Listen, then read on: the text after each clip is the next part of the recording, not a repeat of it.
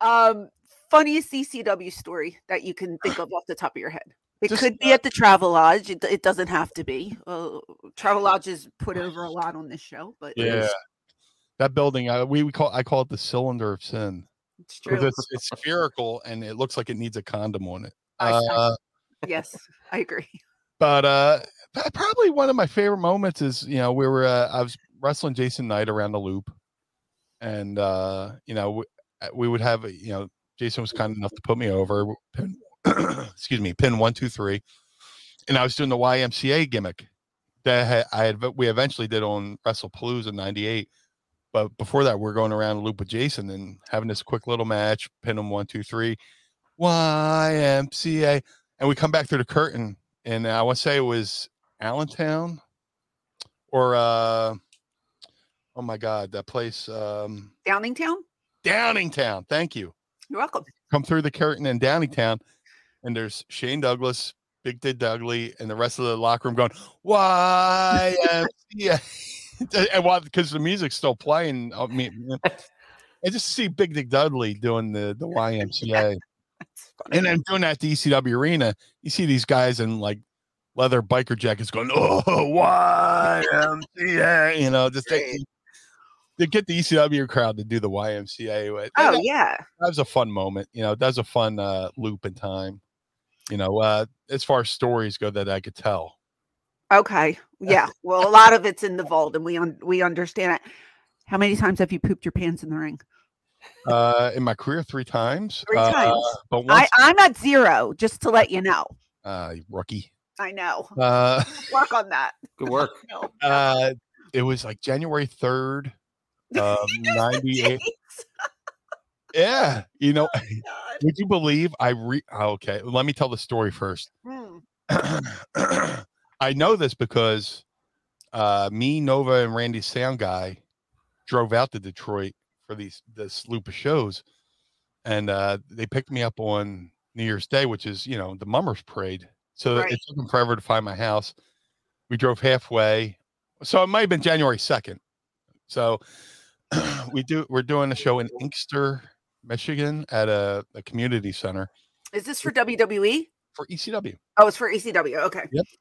And the cool thing about doing this show is, you know, I started my career out in Ohio and Michigan, so I had wrestled in this building as Brian Rollins, the Zebra Kid, and now I've come back as the Blue Meanie.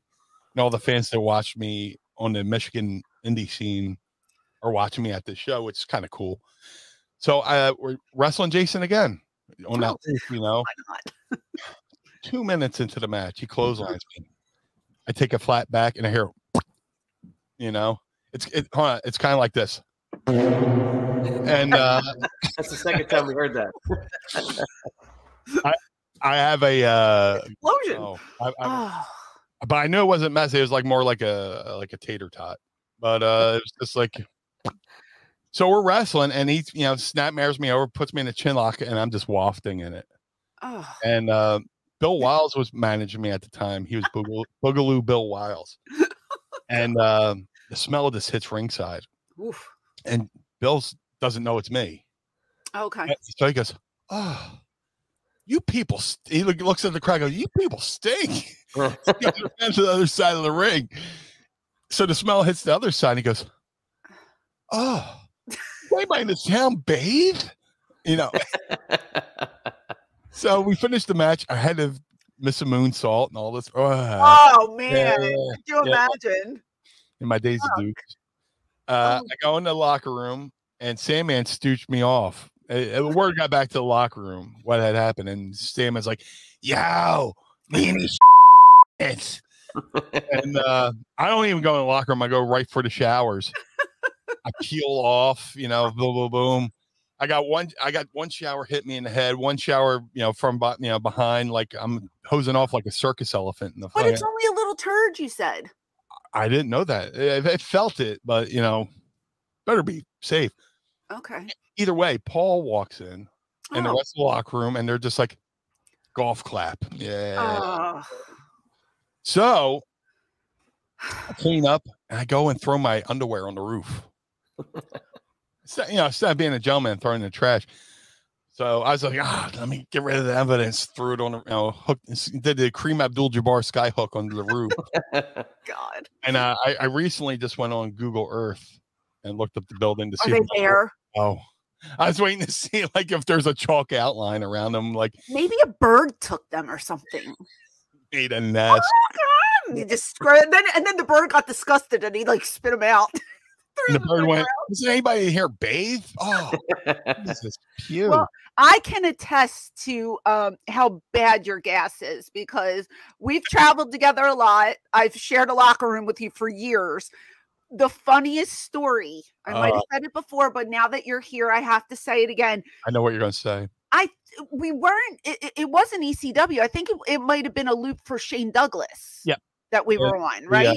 The Hardcore Homecoming. Hardcore Homecoming. We were somewhere, and we had gone either to a rest stop or to eat, and we were coming back, getting into our car, and next to our car was another car, and there was a woman sitting in the car. Well, and I did not see.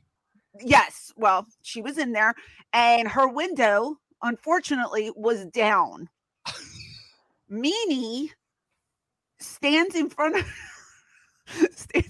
her window, put my hand in the window, and passes gas right in this face.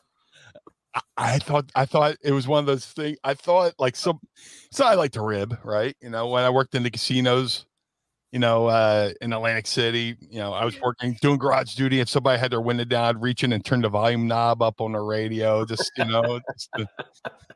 But I was like, oh look, a window's down. I didn't see the lady. He farted. It was loud and just crude. And I went, what? Yeah, I turned around and went, oh, ain't my face red. Her face. Line. Her face. She looked like she was going to vomit. Her face just turned milk white. And she was like, oh, she gasped. I was like, what? I get in the car. I go, what are you doing? And he's like, oh, I didn't know she was there. I said, you did. You had to. Oh my God. There was one time ECW was running in Dayton for Heat Wave. I have a friend, Jeremiah, and I stayed at his house. He lives right over in Kentucky. And we go to, I want to say King's Dominion. And there's a Top Gun ride. And I had the worst gas that day. And we're on stairs going up this ride, and we're just waiting our turn. And I just went, hey, guys. Hey, guys. And there's a family behind me. I forget people are behind me.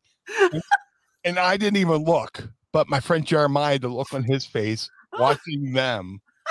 He had tears coming down his eyes like he was eating hot wings. It would have been great if, you know how they take pictures on the rides? If you would have farted and the flash would have went off and the people are behind you, like disgusting.